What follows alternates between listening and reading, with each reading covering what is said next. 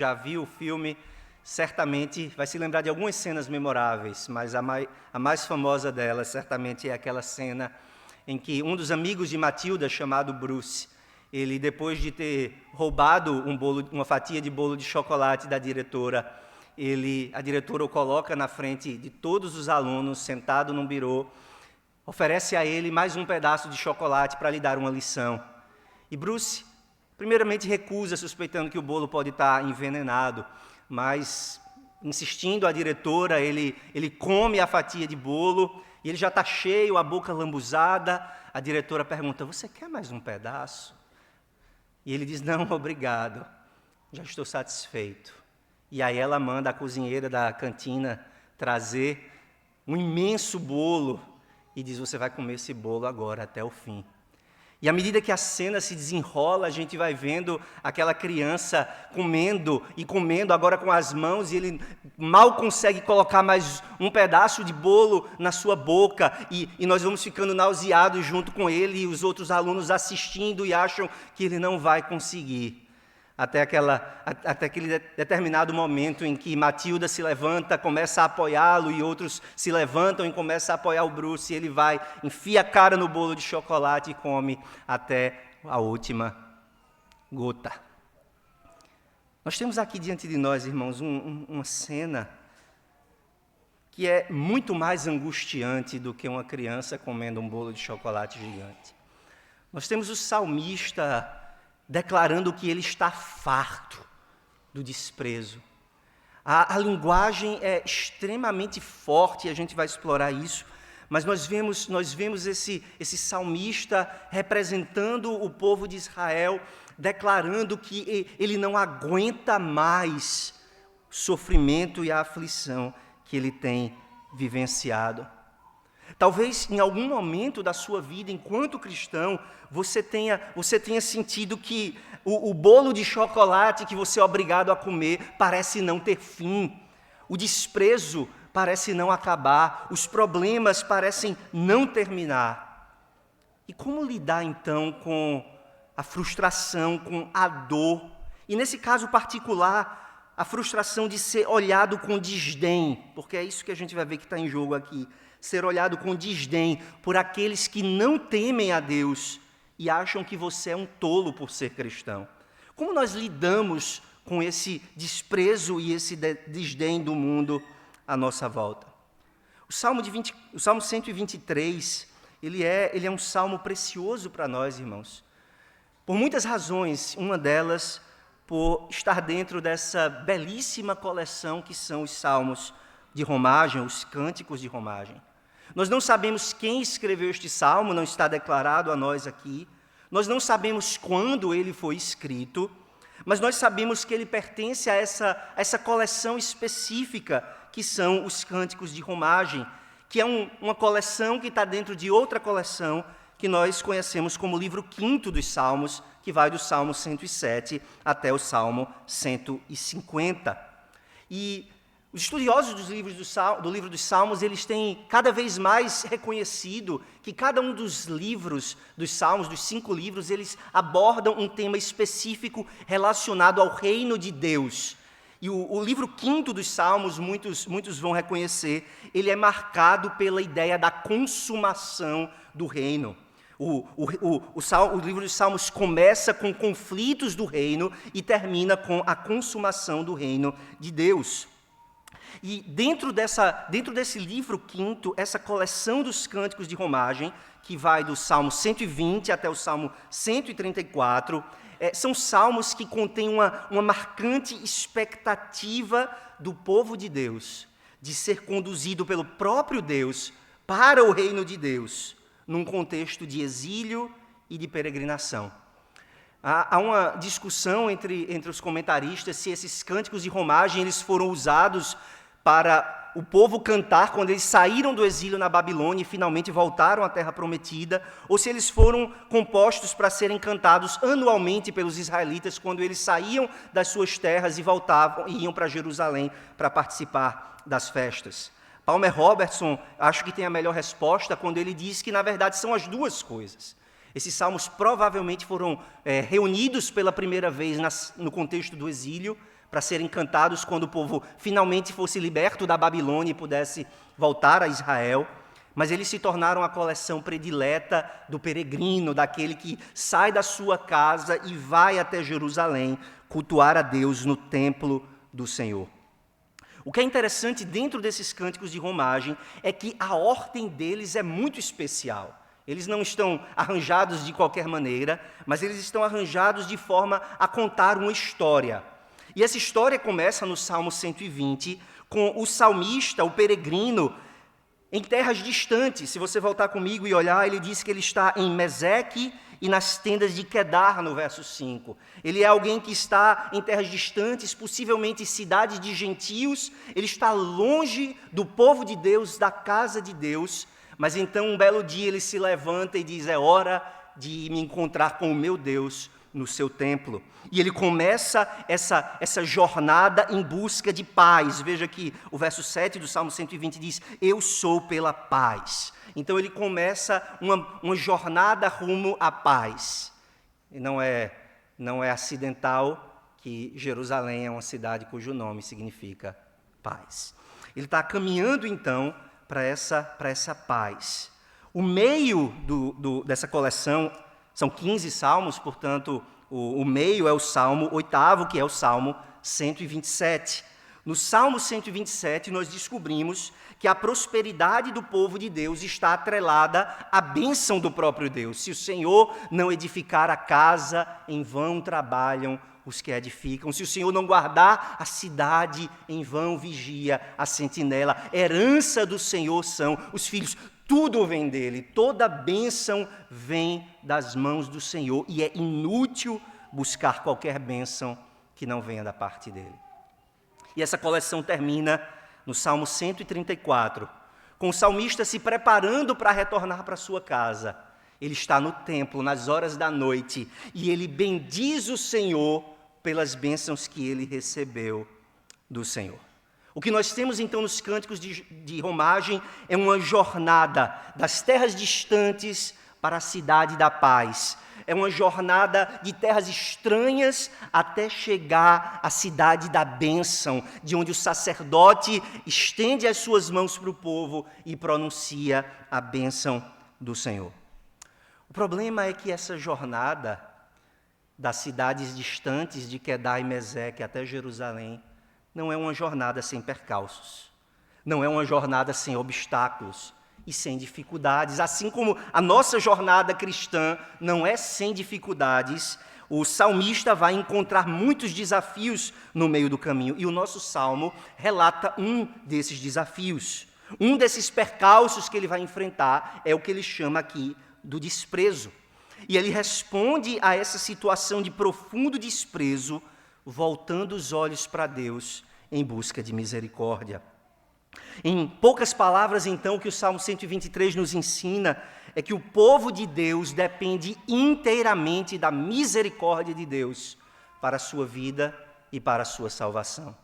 O povo de Deus depende inteiramente da misericórdia de Deus para a sua vida e para a sua salvação. Nós vamos ver isso em 2 pontos, um salmo curto.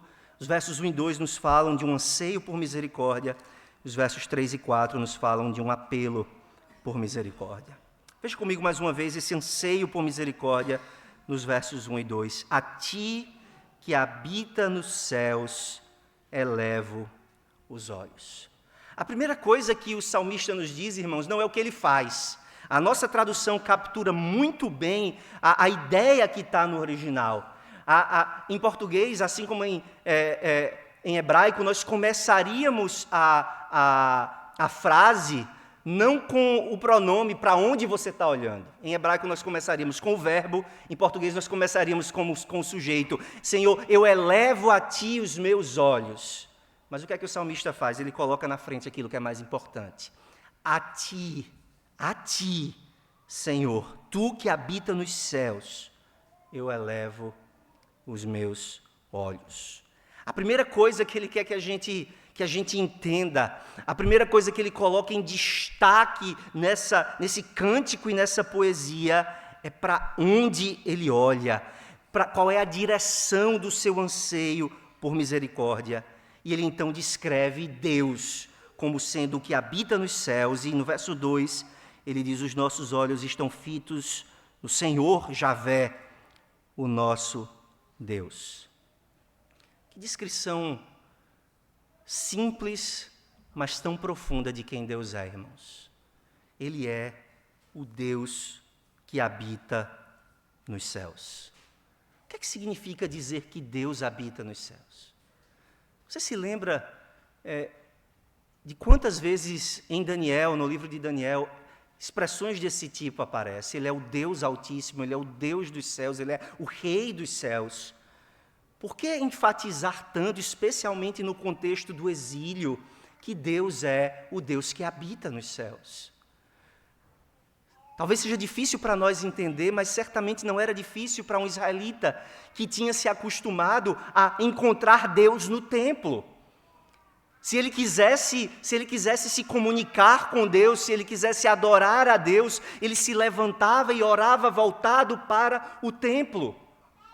Se ele quisesse cultuar ao Senhor, ele se levantava e iniciava uma viagem até o templo. Mas o que acontece agora no exílio? O templo está saqueado, destruído, é inútil para o serviço. O profeta Ezequiel anunciou que o Espírito saiu do templo, ele se retirou, a presença gloriosa de Deus se retirou do templo.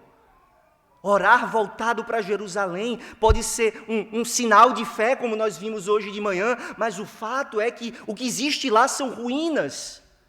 E o normal seria nós olharmos para uma situação como essa, como os judeus olharam muitas vezes, dizendo: o Senhor foi derrotado, o Senhor não é poderoso, Ele não pode ouvir, Ele não foi capaz de preservar o seu próprio templo, a sua própria casa, como é que Ele vai ser poderoso para cuidar de mim agora? Mas o salmista, confiante em Deus, confiante na soberania absoluta de Deus, se lembra que o nosso Deus habita nos céus. Ele se lembra das palavras do próprio rei Salomão, quando dedicou o templo de Jerusalém. Salomão disse: os céus dos céus não podem te conter, quanto mais esta casa que eu fiz para a tua habitação. O salmista se dirige a Deus como aquele que habita nos céus, se lembrando de que Deus não é um Deus territorial. O poder dele não está limitado a uma terra, o poder dele não está limitado à existência do templo, mas ele, morando, habitando nos céus, ele é poderoso para socorrer o seu povo onde quer que eles estejam.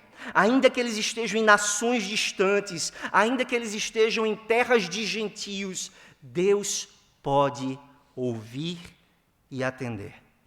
E o salmista então se dirige a esse Deus poderoso, a esse Deus soberano, a esse Deus que não conhece limites para a sua ação e diz: a ti que habita nos céus, eu elevo os meus olhos. Mas no verso 2, no final do verso 2, ele mais uma vez descreve os seus olhos, dizendo para onde eles se voltam, e mais uma vez ele descreve Deus, agora usando outras palavras: os nossos olhos estão fitos no Senhor nosso Deus, até que Ele se compadeça de nós. O nome pactual de Deus, o nome que Deus usou para se revelar à nação de Israel, o nome que Deus revelou de forma gloriosa a Moisés na sarça ardente, esse é o nome que é colocado aqui, o Senhor Javé, o nosso Deus. É para Ele que eu olho. Ele não é somente o Deus que habita nos céus distante de mim, Ele é o Deus que se aproximou de mim. Ele é o Deus que se inclinou para mim, para me ouvir e para me socorrer. Ele é o Deus que fez um pacto comigo, diz o salmista. Ele é o Deus que fez uma aliança comigo de ser o meu Deus e o Deus da minha descendência. Ele é aquele a quem eu posso chamar verdadeiramente de meu Deus, porque eu e Ele temos um compromisso eterno que Ele fez comigo. Ele se tornou o meu Deus. A quem o salmista ora, a quem ele busca nas horas de desprezo? Ele busca um Deus que é todo-poderoso, porque habita nos céus, mas que é todo amoroso, porque está perto do seu povo. E é por isso que ele tem confiança de dirigir o seu anseio a esse Deus. Qual é a postura do salmista nesse anseio? Ele descreve esse anseio por misericórdia como um levantar os olhos.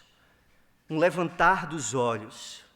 Eu elevo os meus olhos a Ti, Senhor.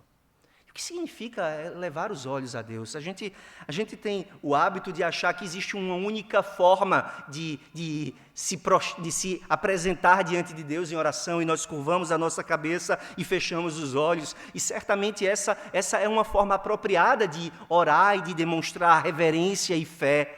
Mas o elevar dos olhos é muitas vezes usado na Bíblia como uma postura de oração. Porque o elevar dos olhos nos diz que nós não temos onde encontrar socorro aqui. É como o Salmo 121 vai dizer: eu elevo os meus olhos para os montes, de onde me virá o socorro? E aí ele olha para além dos montes: o meu socorro vem do Senhor, que fez os céus e a terra. Quando nós elevamos os olhos em oração, nós estamos expressando a nossa humildade, a nossa fé, a nossa obediência, a nossa gratidão, a nossa mente celestial e a nossa devoção a Deus. Mas talvez mais importante, o elevar dos olhos simboliza reverente expectativa. O que o salmista está fazendo aqui quando ele eleva os olhos é dizer: Senhor, eu espero no Senhor. Eu não tenho de quem receber ajuda mais. Tudo que eu faço é elevar os meus olhos e esperar com ardente expectativa que o Senhor vai nos socorrer.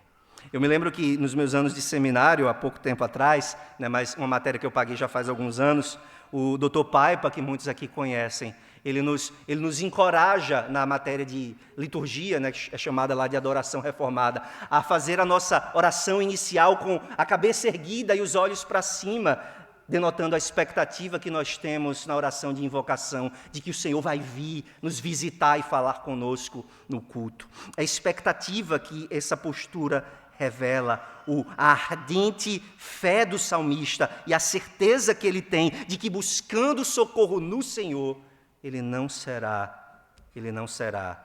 desamparado. O salmista completa essa ideia do seu anseio por misericórdia com uma ilustração muito poderosa. Ele diz no início do verso 2: como os olhos dos servos estão fitos nas mãos dos seus senhores, e os olhos da serva na mão de sua senhora, assim os nossos olhos estão fitos no Senhor nosso Deus, até que se compadeça de nós. Que imagem é essa? É a imagem de alguém absolutamente necessitado e dependente de outro. O escravo, a serva, eram aqueles que não tinham nenhum meio de prover para si mesmos, se não recebessem das mãos do seu Senhor o sustento, a provisão, até mesmo a proteção. Você se lembra de que no Antigo Testamento, no período dos patriarcas, por exemplo, era do Senhor que vinha a proteção na guerra. Quando os servos de Isaac contendem com os servos, quando os servos de Abraão contendem com os servos de Ló por causa da terra, eles precisam se levantar e resolver. Os senhores eram protetores dos seus servos. E aqui o salmista se dirige como um escravo que nada tem para fazer, como alguém que não tem condições de prover para si mesmo, como alguém que não consegue fazer nada por si. É alguém totalmente dependente do Senhor para a sua provisão. Ele diz: é para as tuas mãos que eu olho, Senhor. As minhas mãos não podem fazer nada. Eu olho para as tuas mãos, esperando de ti o socorro. E, de fato, as mãos do Senhor são uma imagem gloriosa, inclusive no livro dos Salmos, de como Deus derrama misericórdia.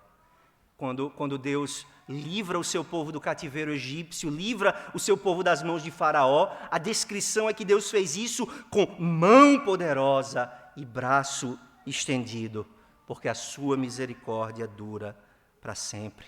Quando o salmista, no Salmo 109, clama ao Senhor por misericórdia, clama por socorro, ele diz: para que saibam vir isso das tuas mãos, que tu, Senhor, os fizeste. É das mãos do Senhor que vem o bem. É das mãos do Senhor que vem o favor. É das mãos do Senhor que vem provisão e proteção. É das mãos do Senhor que vem socorro e sustento. E por isso o salmista olha para as mãos do Senhor e diz: os meus olhos não vão piscar, Senhor. Eles vão olhar fixos para a tua mão, até que o Senhor se compadeça de nós. É um anseio intenso que vai durar até ser respondido com compaixão. Irmãos, o que esses dois versos nos ensinam? Como esses dois versos nos desafiam a ansiar por misericórdia da parte de Deus. Eu não sei se vocês já viram, vez ou outra eu encontro no vidro de algum carro um adesivo com algo do tipo: nada a pedir, só agradecer. Nada a pedir, só agradecer. Parece piedoso, não é? Eu não quero nada de Deus, eu só agradeço a Deus. Eu não suplico nada a Deus, eu não peço nada além do que eu tenho, eu só agradeço. Parece piedoso, mas não é o padrão bíblico. A Bíblia ensina que um povo grato ao Senhor é um povo que pede também. Um povo que recebe misericórdia do Senhor é um povo que pede por mais misericórdia. Um povo que recebe proteção e provisão de Deus pede mais proteção e mais provisão. O povo de Deus é um povo que pede. É um povo que suplica, é um povo que bate, é um povo que insiste, é um povo que é perseverante em clamar ao Senhor. É um povo que de fato busca persistentemente, perseverantemente a misericórdia de Deus. Sim, nós pedimos com humildade, nós pedimos com: se for da tua vontade, segundo a tua vontade, se Deus quiser. Sim, nós pedimos com humildade, mas nós também pedimos com fé. E fé inclui a expectativa de que nós vamos receber aquilo que nós pedimos. Muitas vezes, irmãos, nós expressamos as nossas orações de forma que não parece que nós temos essa expectativa. Não parece que, de fato, nós ansiamos que o Senhor vai fazer aquilo que nós temos suplicado que Ele faça. Mas nós somos desafiados por um texto como esse a dizer: Senhor, os meus olhos vão ficar fixos nas tuas mãos, até o Senhor abrir as mãos para me dar aquilo que eu te peço, segundo a tua vontade. Humildade e expectativa têm que andar juntas na nossa oração. Ainda, irmãos, nesses dois primeiros versos, eles nos desafiam, a nós que temos dificuldade de orar. A nós que muitas vezes achamos que nossas orações são pouco eloquentes. O pastor ora melhor do que eu, por que eu vou orar numa reunião de oração? Por que eu vou vir para uma vigília suplicar? Eu vou ter que orar ao lado de alguém. Meus irmãos, a eficácia da sua oração não está nas palavras que você usa, não está na gramática perfeita que você sabe empregar. A eficácia da sua oração está naquele a quem você ora. É nele que está o poder para responder às suas orações. E a certeza que nós temos de que o Senhor nos ouve não é porque nós falamos bem, não é porque somos bons advogados da nossa causa, não é porque sabemos fazer uma petição perfeita para apresentar ao Senhor, mas é porque nós oramos por meio de Cristo, com o auxílio do Espírito Santo. São os méritos de Cristo que pleiteiam em nosso favor. E é a assistência, o auxílio do Espírito Santo que faz com que as nossas orações adentrem o trono da graça e sejam ouvidas. Se você tem vergonha de orar, dificuldade de orar, medo talvez de orar, lembre-se de quem é o Deus a quem você ora.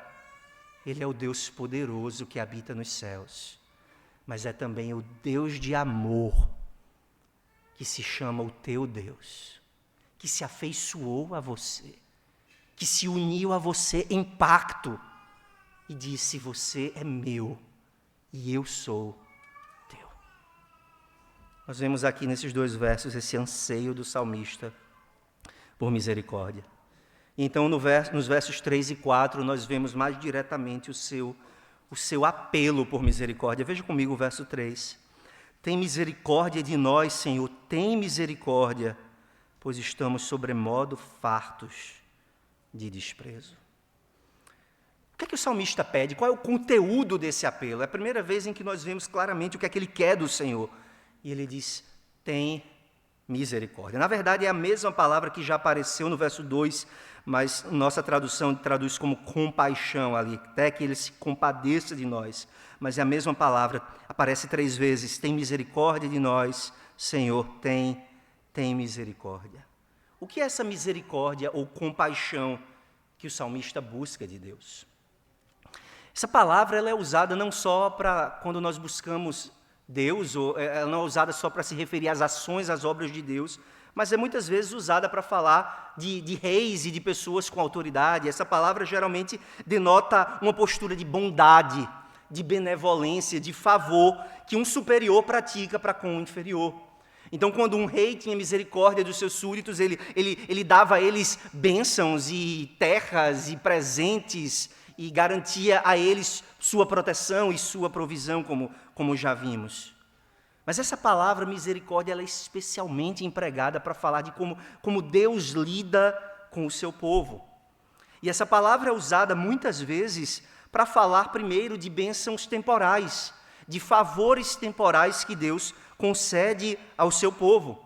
Há um texto muito marcante em que essa palavra aparece muitas vezes, que é um encontro entre Esaú e Jacó, em Gênesis capítulo 33. Você se lembra que Jacó, depois de tantos anos fugindo do seu irmão, agora está voltando para a terra de Canaã, e quando ele descobre que o seu irmão vem ao encontro dele, ele prepara caravanas com diferentes presentes, ele coloca suas esposas e filhos em ordem para tentar apaziguar a ira do seu irmão Esaú.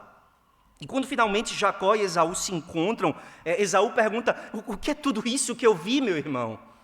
E Jacó então descreve, esses animais são a compaixão que Deus teve para comigo. Deus me favoreceu com muitos bens. E é exatamente essa palavra, compaixão ou misericórdia aqui. Deus me favoreceu com muitos bens, com muitos animais. E depois ele pergunta, e quem são essas crianças e essas mulheres? Mais uma vez, Jacó responde, esses são os filhos e as esposas com os quais o Senhor me favoreceu.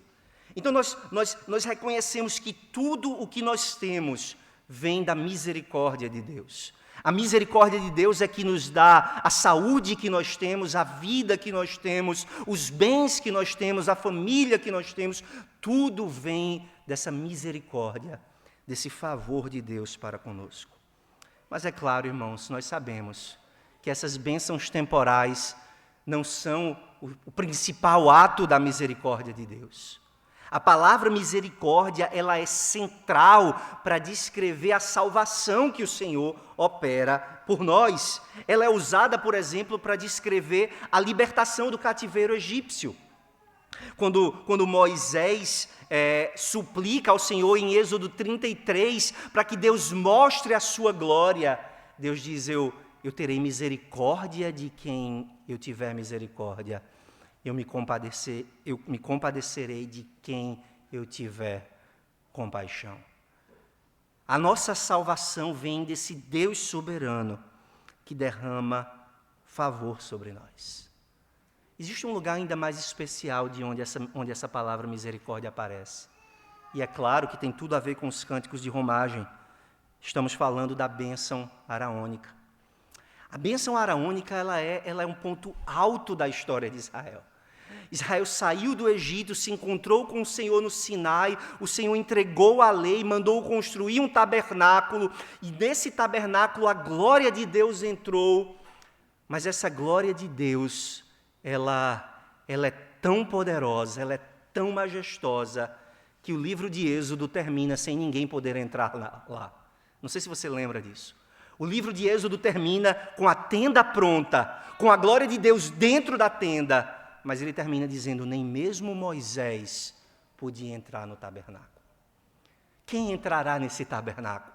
Quem subirá a esse monte do Senhor? Quem vai estar no seu santo lugar? O livro de Levítico e o livro de Números, então, vão nos mostrar como Deus escolhe um sacerdote ungido para ser aquele que entra em nome do povo, para servir a Deus, para cultuar a Deus. E esse sacerdote sai desse lugar da presença de Deus com uma bênção para o povo. E essa é a bênção de Números 6. O Senhor te abençoe e te guarde. O Senhor faça resplandecer o rosto sobre ti e tenha misericórdia de ti. O que o salmista está buscando aqui é a bênção que só pode ser encontrada na habitação com Deus. É a bênção que só pode ser encontrada na casa de Deus, mediada pelo sacerdote de Deus, que depois de ter entrado com sangue no Santo dos Santos, agora sai com uma bênção vinda da parte do Senhor. O Senhor tenha misericórdia de ti. No livro dos Salmos, essa palavra, ela aparece dezenas, talvez centenas de vezes. A palavra misericórdia, ela é usada para resumir o pedido daquele que está angustiado no Salmo 4, daquele que está debilitado no Salmo 6, daquele que está no sofrimento da morte no Salmo 9, daquele que está sozinho e aflito no Salmo 25, daquele que está atribulado no Salmo 31. E, acima de tudo, essa palavra aparece na boca daquele que precisa de perdão de pecados. No Salmo 41, o salmista pede: tem misericórdia e perdoa. No Salmo 51, Davi mais uma vez diz: Senhor, tem compaixão de mim. É isso que o salmista pede de Deus. Misericórdia. Mostra o teu favor, não somente me dando bênçãos terrenas e temporais, mas me dando o perdão dos pecados e a bênção de habitar com o Senhor. Agora, qual é a causa desse pedido por misericórdia? Nós vamos ver isso claramente no verso 4. No final do verso 3, ele diz: pois estamos sobremodo fartos de desprezo. A nossa alma está saturada do escárnio dos que estão à sua vontade e do desprezo dos soberbos. Esse salmo continua a desenvolver uma ideia que aparece já no primeiro salmo de romagem, o Salmo 120. O tema de como o peregrino vive num mundo hostil. No Salmo 120 ele descreve isso como aqueles que amam a guerra. E aqui ele descreve como o desprezo dos soberbos e daqueles que estão à sua vontade. Há muitas razões pelas quais um homem pode ser desprezado. Dependendo do círculo em que você andar, dependendo do ambiente que você frequenta, você pode ser desprezado por não usar roupas de marca. Você pode ser desprezado por não ter o carro mais novo. Você pode ser desprezado por não ter o status ou reconhecimento social que outros têm. Você pode ser desprezado por não ter muitas coisas que o mundo considera valiosas. Mas por que o salmista está sendo desprezado? Não há muita dica para nós aqui nesse texto, mas uma possível solução que eu acho que harmoniza bem com o contexto dos cânticos de romagem, que muitos comentaristas apontam, é o fato de que essas duas palavras, desprezo e escárnio, elas só aparecem juntas em um outro lugar das Escrituras, que é em Neemias capítulo 4. Em Neemias capítulo 4, o povo voltou do exílio, um grupo voltou do exílio, e eles estão fazendo o quê? Eles estão reconstruindo os muros de Jerusalém e o templo do Senhor. Eles estão trabalhando para reconstruir aquilo que o exílio derrubou, aquilo que o exílio destruiu. Os pecados deles haviam levado, dos pais deles, haviam levado à destruição da cidade e do próprio templo.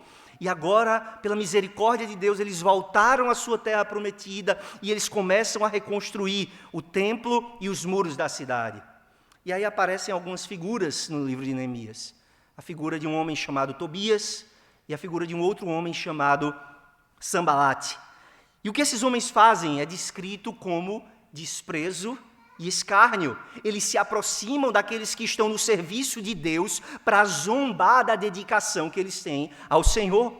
Vocês estão trabalhando em uma obra inútil que vocês nunca vão poder terminar, e vocês estão servindo a um Deus que não pode socorrer vocês. Vejam as ruínas, vejam os escombros, vejam toda a destruição que foi operada nessa cidade. Para que perder tempo servindo ao Senhor? Para que perder tempo reconstruindo o templo do Senhor e a sua cidade? E é sentindo o peso desse desprezo que o salmista busca o Senhor. Ele está servindo ao Senhor e recebendo a zombaria do mundo. E então ele busca o Senhor. E ele descreve o desprezo que ele está sofrendo com a mesma linguagem que é usada para descrever os israelitas comendo codornizes. Eles comeram tanto que a carne começa a sair pelas narinas deles. E o salmista aqui, como os israelitas comendo codornizes, ou como o Bruce comendo o bolo de chocolate, ele diz: nós estamos fartos de tanto desprezo. Nós não aguentamos mais uma colherada de desprezo. Nós não conseguimos ingerir mais nada, Senhor, do que já engolimos. E é por isso que eles se voltam para Deus. Ele diz: a nossa alma está saturada, é a mesma palavra, farta, cheia. O bucho da alma está cheio do escárnio dos que estão à sua vontade e do desprezo dos soberbos. O que chama a atenção, irmãos, num texto como esse, é nós pensarmos o que o salmista faz quando ele é desprezado. E aí nós começamos a pensar no que você faz quando é desprezado. Quando zombam de você, quando desdenham de você, quando você se sente inferiorizado pelas pessoas à sua volta, quando você se sente menosprezado pelo mundo, como é que você age?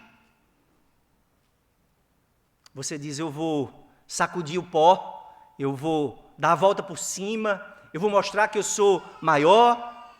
Há cânticos gospel que tem esse espírito: eu vou responder à zombaria do mundo, zombando o mundo de volta um dia, eu vou subir no palco, e essas coisas. Mas o que é que o salmista faz quando ele é desprezado? Ele corre para Deus. Ele corre para Deus em busca de misericórdia. E que lembrança, irmãos, é essa? Se o mundo todo nos desprezar, se o mundo todo nos considerar nada, nós ainda temos os ouvidos de Deus para pedir socorro. Nós podemos nos dirigir a Ele. E ainda que todos tenham virado as costas, os ouvidos dele estão inclinados a nós para nos ouvir. Não é pouca coisa isso. Ter os ouvidos de Deus, ter a atenção de Deus voltada para nós. O remédio para o desprezo dos homens, ensinado a nós nesse salmo, é humilhar-se em oração diante de Deus. E é claro que você ouve um salmo como esse e você se pergunta: quando é que ele vai chegar no ponto principal? Quem foi aquele de quem se disse ele é o mais desprezado entre os homens? O pastor Paulo expôs algumas semanas atrás o Salmo 22, e é exatamente lá que essa palavra é usada. O salmista, que é ao mesmo tempo o rei Davi e o Messias, tipificado em Davi, o salmista diz: eu sou verme e não homem, opróbrio dos homens e desprezado do povo. O profeta Isaías falou de Cristo Jesus, do nosso Redentor, dizendo: ele era desprezado, o mais rejeitado entre os homens, homem de dores e que sabe o que é padecer, e como um de quem os homens escondem o rosto, era desprezado, e dele não fizemos caso. Quem foi mais desprezado do que o Senhor Jesus? Enquanto fazia a obra de Deus, era rejeitado e zombado por aqueles que deveriam ser os primeiros a reconhecer a obra de Deus que ele estava fazendo. Ele veio para os que eram seus, mas os seus não o receberam. Os pais, os irmãos dele disseram: ele está fora de si. Ele foi desprezado por sua família natural, ele foi desprezado pelo seu povo e pela sua nação. Depois de multiplicar pães e peixes, fazendo um duro discurso, muitos o abandonaram e ficaram apenas poucos discípulos. Desses poucos discípulos, quando ele foi traído por Judas, todos se espalharam fugindo. E o mais firme deles, aparentemente, o negou 3 vezes. Quem era mais rejeitado? Quem foi mais desprezado do que ele? Condenado injustamente, colocaram-lhe uma coroa de espinhos, um manto de púrpura, zombaram dele: se és rei do judeu, profetiza, quem te bateu? Finalmente pendurado numa cruz que de tão fraco nem conseguiu carregar. Do alto da cruz, enquanto ele realizava a obra da redenção, os homens continuavam a zombá-lo, dizendo: se és o Filho de Deus, desce da cruz. Quem foi mais desprezado do que ele? Como foi que ele reagiu a esse desprezo? Ele olhou, ele levantou os olhos aos céus. Pai, perdoa-lhes, porque não sabem o que fazem. Deus meu, por que me desamparaste? Do alto, da profundeza maior do seu desprezo, ele continua fazendo o que o salmista ensina aqui: eu elevo os meus olhos àquele que habita nos céus. Ele foi desprezado e se humilhou até a morte. E no desprezo que ele enfrentou, ele comprou misericórdia para nós. Ele adquiriu misericórdia para nós. Quando nós pedimos misericórdia a Deus, qual é a esperança que nós temos de recebê-la? Senão que Cristo adquiriu essa misericórdia para nós, ao ser o perfeito mediador entre Deus e os homens, ao ser aquele que fez a vontade de Deus perfeitamente e se entregou por nós na cruz do Calvário. Que outra esperança nós podemos ter de Deus nos ouvir, senão que Cristo se fez desprezado por nós, para que nós que somos desprezíveis possamos receber misericórdia e salvação. É por causa desse que foi desprezado e que encheu a sua alma de desprezo até a última gota. É por causa dele que agora nós podemos olhar para as mãos do Senhor e dizer: Senhor, das tuas mãos eu espero só o bem e eu recebo só o bem.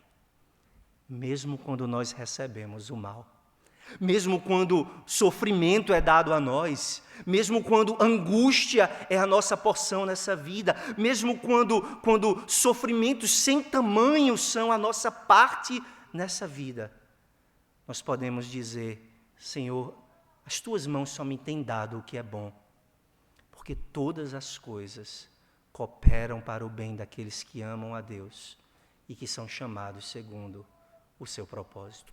Tudo o que vem dele é para o nosso bem.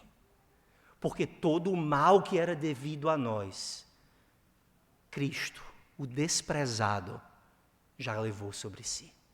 Ele levou sobre si a nossa culpa e as nossas enfermidades e todo o mal que era devido ao nosso pecado.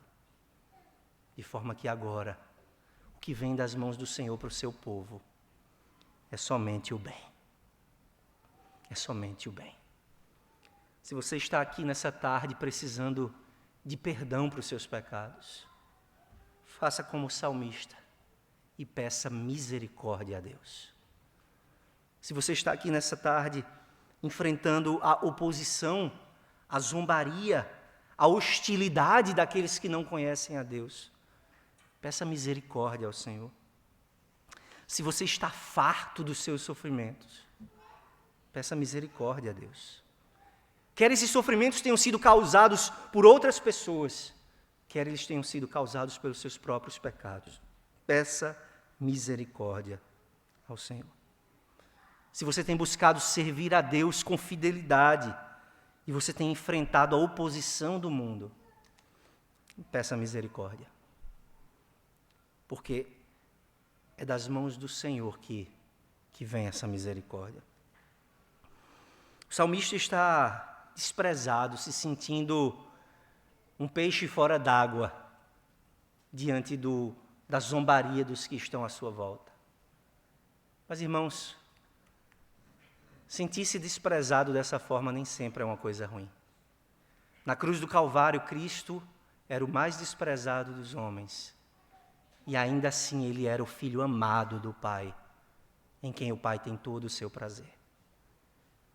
Nós que recebemos o espírito de adoção, nós que temos o nome e os privilégios dos filhos de Deus, nós podemos ser desprezados pelo mundo, mas nós nunca seremos desprezados pelo nosso Pai Celeste.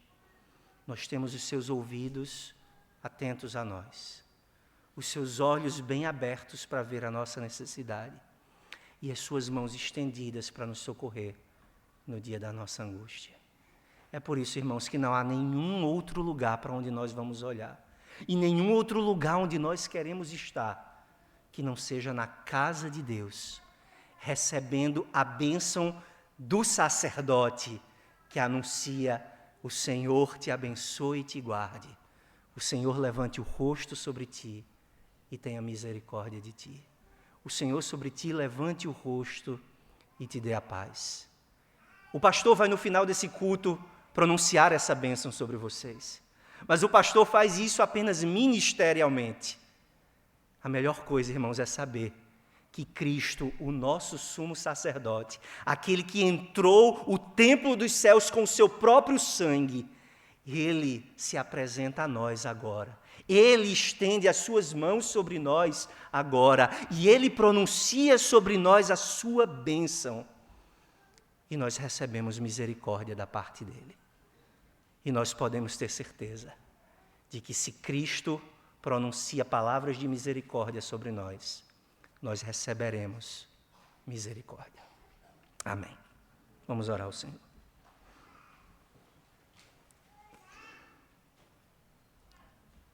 Nós somos, Senhor, como já dissemos, necessitados da Tua misericórdia e do Teu favor. Nós andamos angustiados, aflitos, sofrendo, lidando, Senhor, com a hostilidade do mundo à nossa volta, vivendo numa terra que não é a nossa, como estrangeiros e peregrinos. Mas os nossos olhos estão voltados para Ti. E de Ti nós esperamos receber misericórdia e todo o bem, Senhor. Abençoa-nos com graça e compaixão e nos ajuda a encontrar graça e misericórdia no Teu trono, para nos socorrer nos nossos dias de necessidade. Abençoa o Teu povo que está aqui, Senhor, e derrama da Tua graça e da Tua compaixão sobre nós. Em nome de Jesus. Amém.